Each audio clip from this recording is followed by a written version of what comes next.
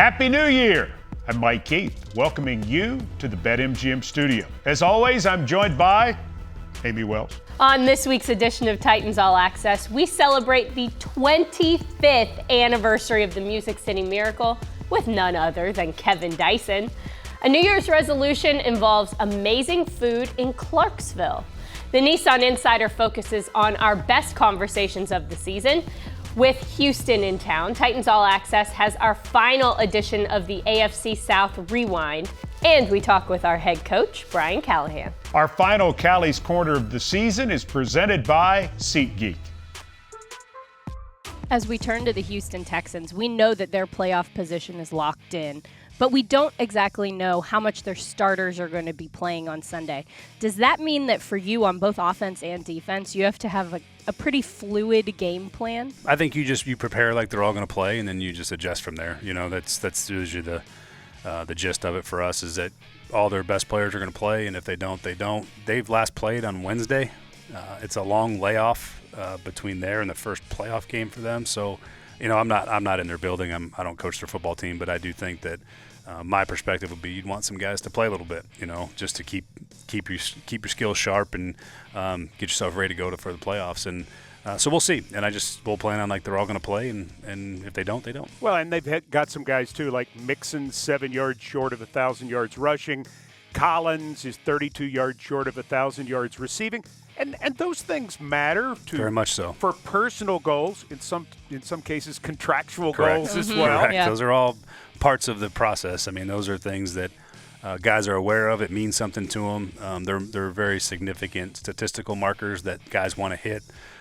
So yeah, I'm sure those guys are going to try to get what they need. Just like, you know, we want Calvin to get 1,000 yards. You know, those are all things that we want guys to be able to achieve and give them the opportunity to do it. You beat the Texans in the first game in Houston. What are some things from that contest that you want to replicate here on Sunday? I think the way our defense played and the way they covered, that was really an impressive performance. I'd like to see that again. I thought we rushed the quarterback pretty good in that game as well. I think we put CJ under some duress. Offensively, we generated some explosive plays. I'd like to do that again. But I thought we protected well against a pretty good rush group. So I'd like to see that continue. They got good players on the edges. They got a good interior rush. They got a good scheme. So it's a good challenge for us. It's a good way to finish the season. For more of our conversation with Brian Callahan, we invite you to enjoy the OTP. You can watch the OTP on the Titans YouTube channel or at TennesseeTitans.com. Don't forget to subscribe to the OTP wherever you get your podcasts. There is only one official Titans podcast, better known as the OTP. Stay tuned. More Titans All Access right after this.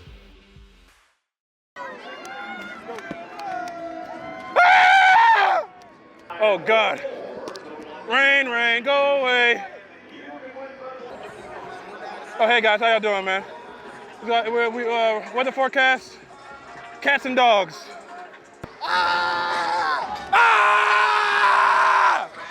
Bring your own juice! Titans going with a reverse, a Conquo around left end to the 25, to the 30, to the 35, and he is run out of bounds by Cisco. Play fake. Rudolph rolling to his left, looking, fires downfield. Nice catch, a Conquo at the 35. Play fake, rolling right, Rudolph throwing, a Conquo at the 10, and fell out of bounds at the 8. Rudolph looking, firing, man is wide open, Fournette! Touchdown! Titans! The Ogre! Yes, sir! Rudolph looking to throw, firing, and it's caught. It's a Conquo right at the sticks. Woohoo! Rudolph looks to his right, throws that way. There's a Conquo at the 45, and a Conquo will be tackled at the 42-yard line. Good game, bro. Love working with you, fellas. Yeah, for sure. You too, bro. The Nissan Insider has been a staple of Titans All Access since the show began in 2003. Over the 22 seasons of the show, we have interviewed over 350 different Titans players. We promise that we won't show you clips of all of them on this edition of Titans All Access, but here's a few of the good ones from this season.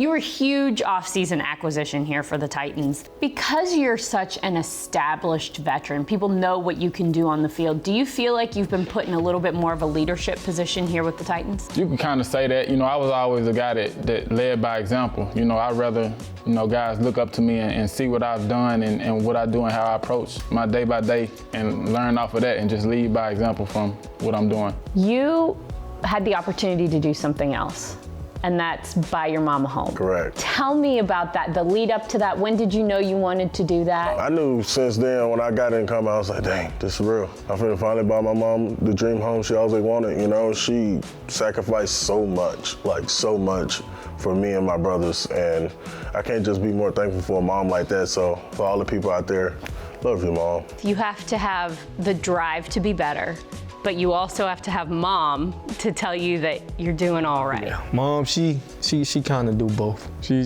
do both. She tell me when I'm doing good, but if I go out there and give up a play, she gonna tell me about it too, and I'm gonna keep hearing about it until that's next week. That's why I don't try to give up plays, cause then I gotta hear her mouth and Denard's mouth. Who's worse, your mom or Denard? It's kind of 50-50 right now.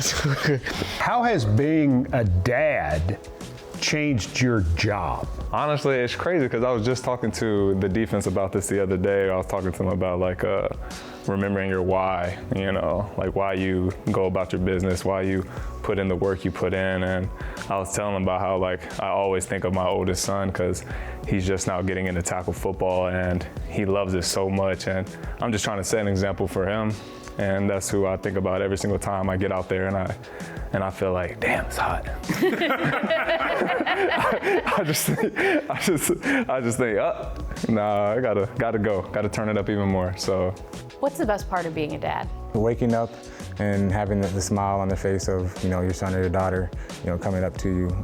The best part that I've been having the last couple of weeks is coming home from work and then having my son and my daughter run up and smile and give me the biggest hug. Obviously, I don't like being away from them, but the fact that I'm coming home and that embrace, it's amazing.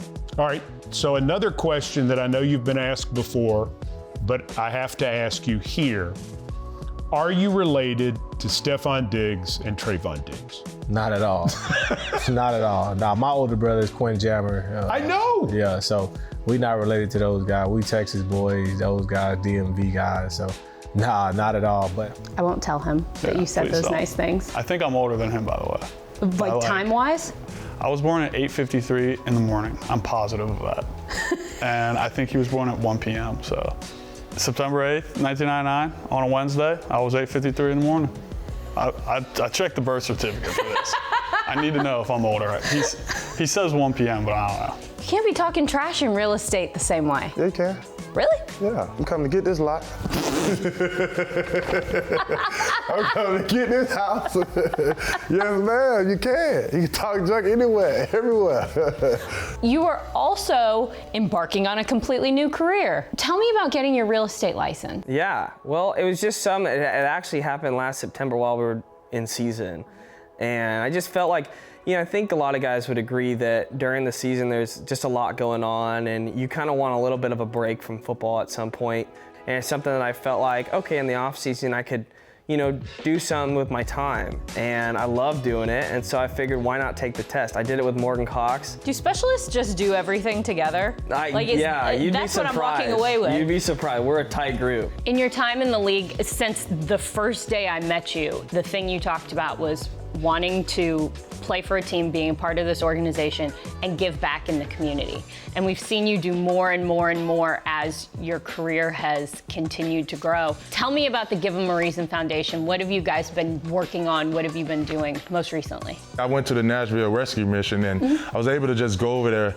And like I told them over there, it's like when you go into them type of environments and you see all these homeless people coming in just for a meal, it make you appreciate what you do so much more. You know, we're gonna go to the stadium, we're gonna do something with the kids, and all the kids gonna be able to take a pair of shoes on, every kid. So me personally as a kid, I didn't have that. And you know, just being able to be in the community and just being able to, you know, as a kid, being around and hanging out with professional athletes that they look up to, you know, I think it'll be amazing. So, no, I'm excited about that one.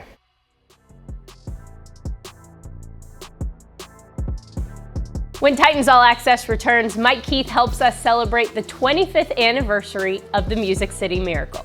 You don't want to miss it.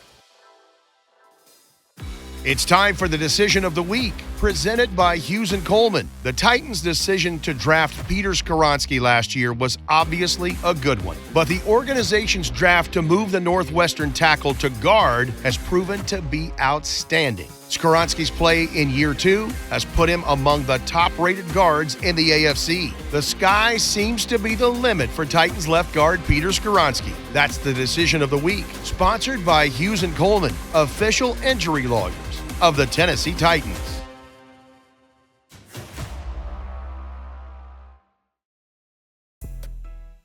Wednesday is the 25th anniversary of the Music City Miracle play. Hard to believe.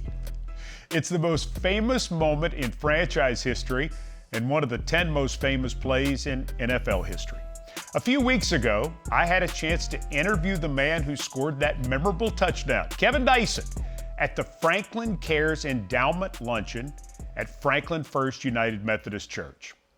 Thanking them for permission, here are some of Kevin Dyson's memories about the Music City Miracle. 16 seconds left. We're now behind 16-15. I mean, that's people are leaving, things like this are happening. And they call home run throwback on the sideline. Yeah, what is that? You have no clue what that is. I did not at that time. Why do you have no? Well, I did know, but I wasn't a part of it. You had never practiced it. I had never practiced it. You had never had a role in that kickoff return team. Not until January 8th, 2000. Who came and got you and said, go in the game? Jeff Fisher and Alan Lowry. What did they tell you to do? So Jeff and Alan were just trying to explain the gist of the play. Now, this is what we run into the practice. So I knew the gist of it all, but essentially what they told me was they're going to squib the ball. Frank's going to get it. He's going to run, try to track as many defenders as he can. He's going to lateral it across the field to Isaac Byrd, who was. So you're not even supposed to get the ball. I wasn't even supposed to get the ball. And then I don't know why Isaac played the ball like he did. Because you could see him come running up. Yeah. And he takes himself out of the play, so you get the ball, and you just start running. That's the easiest part of my job. That's one thing I could do, for sure, is run. So that was the easiest part of it all. Do the Titans have a miracle left in them in what has been a magical season to this point? If they do, they need it now. Christie kicks it high and short. Going to be fielded by Lorenzo Neal at the 25. Yeah, pitches it back to Wycheck. He throws it across the field to Dyson. He's got something. 30, He's 40, got something. 50. He's got it. 40. He's got it. 20. 10. He's got it.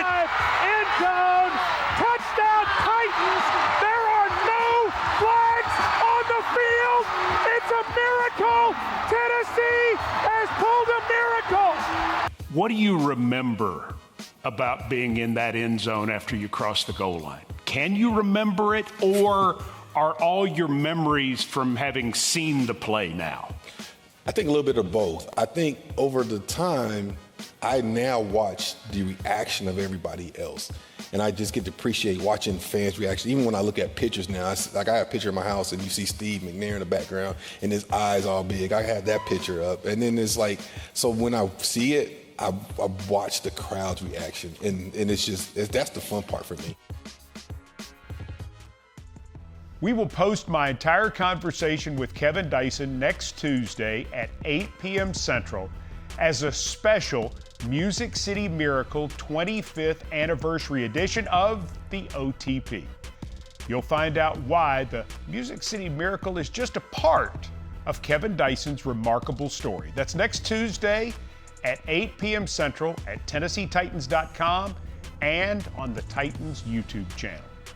Up next, Amy Wells and I invite you to follow me through Tennessee, presented by Grayline Tennessee. Let's head to Clarksville. Stay with us. Welcome back to Titans All Access. Do you have New Year's resolutions? Of course I do. You really do? Yeah, I really do. I usually don't, but I have one for 2025, and that is visiting more bakeries. After we went to Dutch Made Bakery in Tracy City, I decided this year, got to get to more bakeries. I think that's strong. So, yes, I reached out to some Titans fans in Clarksville and I said, do you have a good bakery that way? And they said, we've got the best. Yes. Silke's Old World Bread. We're in Clarksville. We're at Silke's Old World Breads, and it's time to make good on the New Year's resolution. We need to first establish that Silke's does not claim to be a German bakery, a German deli, or a German restaurant. But Silke is German, so there is plenty of authentic German favorites, flavors, and touches in the bakery, the deli, and the cafe. What's the difference between a German pastry or a German bread and something that we know as a regular pastry or a regular bread? Yeah, so I would say first of all that we really make sure that all of the good ingredients are there, so the high quality ingredients. No shortcuts, so not machine made, but everything is made small, scratch, by hand, and this is the way that you would also find it in the traditional German bakeries as well. Silke ended up in Clarksville after meeting and marrying Tim while he was in the U.S. Army stationed in Germany. Eventually, Tim's orders sent him to Fort Campbell, and upon retirement, the couple and their 2 sons decided to stay in Clarksville. Was a cabinet maker in Germany. I had finished my apprenticeship. Tim picked me up literally, so he was in the army and picked me up and we came here. She missed the tastes of home and reading an in-flight magazine about the growth of artisan bakeries in the U.S.,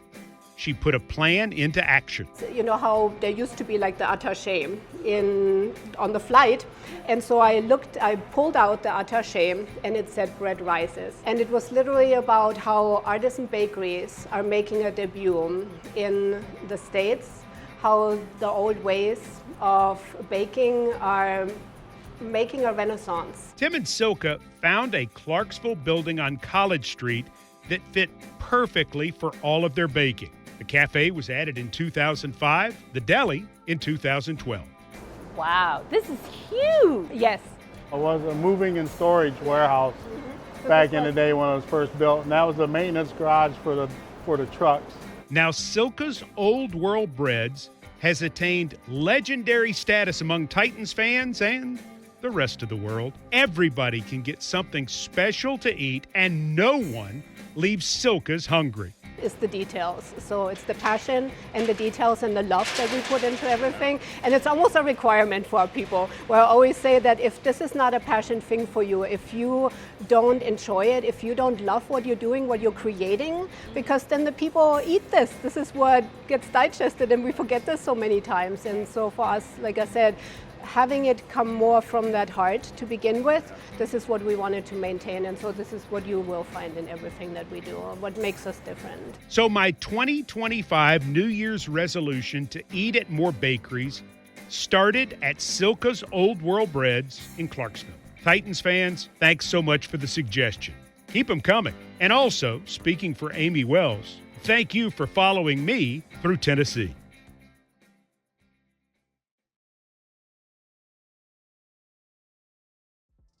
Mike, we have our Oilers gear on, just like the Titans will be decked out in their Oilers jerseys against the Texans.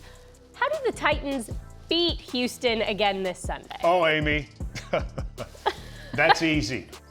The answers lie in this edition of the AFC South Rewind.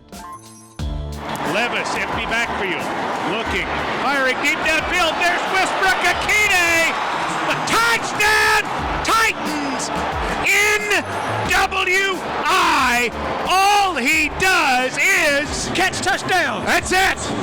38 yards, completing an 88-yard drive, and the Titans have quieted them at NRG.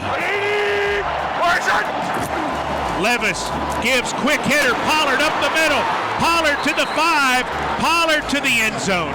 Touchdown, Titans! What a drive!